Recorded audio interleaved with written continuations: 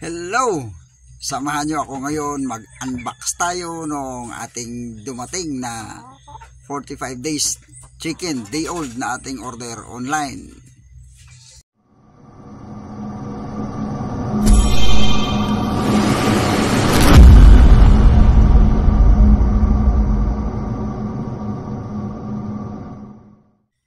Okay, yes, dito na naman at mag-unbox tayo ulit. Itong ating bagong dating na mga day old na 45 days chicken. So pang ilang ulit na natin, pang ilang batch, at medyo madilim kasi sinasadya natin na gabi magpadala para hindi mainit yung biyahe ng ating sisiw. So lalamove lang. So ito ngayon ay ating titingnan kung magandang uri ba yung i-deliver sa atin. Nga pala kasi online lang ako kumukuha. So may mga dating online seller akong kinuhanan na hindi na ako umulit. So ito ay in-explain naman ni seller sa akin na may kulay gawa ng vaccine. Okay, alam ko naman yan. So ayan, tinitingnan natin at binibilang kung ilan, chine-check up natin isa-isa. At ayan, may nakita tayo at nakadikit lang pala sa balahibo. Kasi kung yan ay nasa pusod, ibig sabihin class C yan, yung sisiw na yan. Samantala ang sabi ni seller ay class A. So, bibigay niya sa atin at medyo may presyo ng kaunti. Ito, kadalasan kinukuha ko kasi class B lang.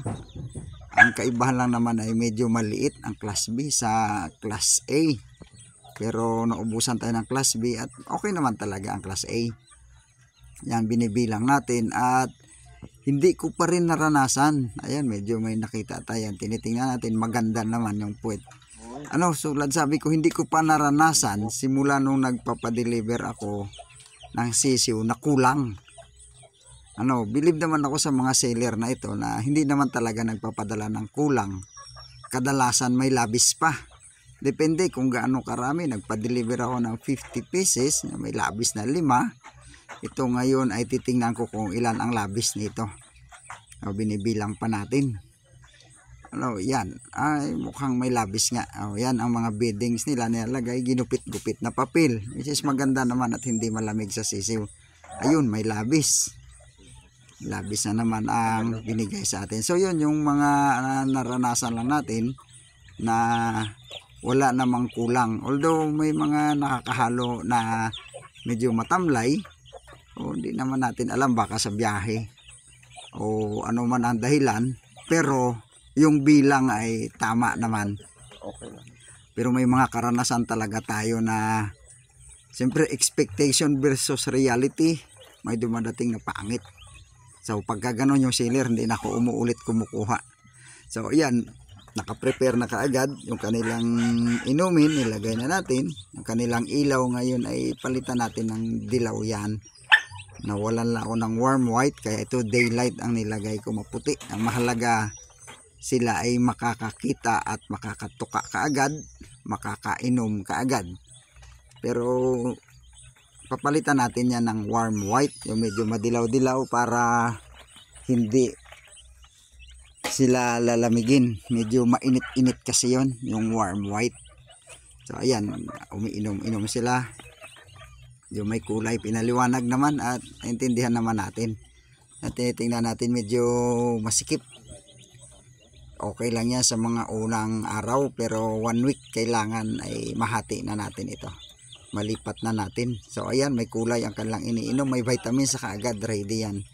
Lagay natin na kailangan yung una nilang mainom ay may vitamins kaagad.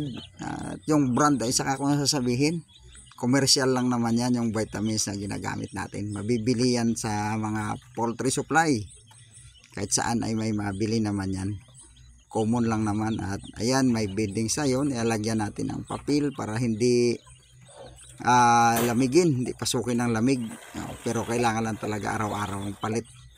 At yung umaga. So, doon sa papel, naglalagay tayo ng patuka kasi pag tumutunog, na parang nag-i-invite ng mga kasamahan na tumuka din. So yan ang ating paraan, kaya mabilis silang lumaki. Pero sa una lang yan at may pakainan tayo na ginagawa, mga improvise lang. DIY, halos lahat DIY lang yung ginagamit ko sa tagal na ginagawa ko yan. Laging DIY lang ang ginagamit ko dyan. Ayan yung bottled na yan ng Coke, tinataob natin, may patuka na laman yan. So yan, inaabot ng 24 hours sa ganyan edad. So hindi na matrabaho. So iwanan mo na lang yan, papasok ka sa work. Yung tubig lang ay medyo maliit yan, palitan natin yan ng malaki-laki. Actually ginagamit ko 4 liters na tubig, pero ngayon ay hindi natin nilagay yung 4 liters, gawa na may vitamins yan. Ayaw nating mapanisan ng vitamins, so kailangan ubos ka agad. So pag pure water na yan, mga 4 liters na. So yan ang ating ay bagong dating, bagong batch na day old na 45 days chicken. So subaybayan ninyo, at ito 37 days ang pinakamatagal bago kakatayin na natin sila. Nagkakatay tayo ng less than 45 days talaga. So 37. Thanks for watching my videos.